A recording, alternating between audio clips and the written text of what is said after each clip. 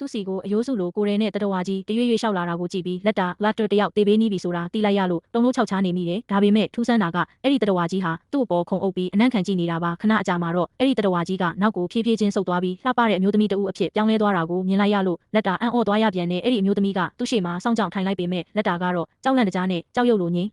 မိမိတော့မဲ့အမျိုးသမီးကသူဟာရုပ်ဖြောင်းနေသူဖြစ်လို့ရံမမှုဘူးလို့ပြောပြီးအခုသွားတော့လို့ဆိုလိုက်တယ်လက်တာလည်းနောက်လည်းမကြည့်ပဲထွက်ပြေးလာခဲ့ပြီးကြောက်ဆောင်ကြီးတစ်ခုနောက်မှာပုံနေလိုက်တယ်အဲ့ဒီနေရာကနေသူ့ရဲဘော်တွေအယိုးစုမောင်ဆွေနဲ့တိုက်ခိုက်ရင်တယောက်ပြီးတယောက်ကြာဆုံးသွားတာကိုကြည့်နေခဲ့ရတယ်အဲ့ဒီညမှာပဲလက်တာဟာစခန်းကိုပြန်ပြီးသူကြုံခဲ့ရသမျှကိုတက်မှုကိုအစီရင်ခံပါတယ်ဒါပေမဲ့တက်မှုကတိုက်ပွဲကိုရပ်ဖို့စိတ်ကူးမရှိပဲတတော်ဝါတွေရဲ့အတိုက်ကိုအမြောက်တွေနဲ့ပစ်ခတ်ဖြတ်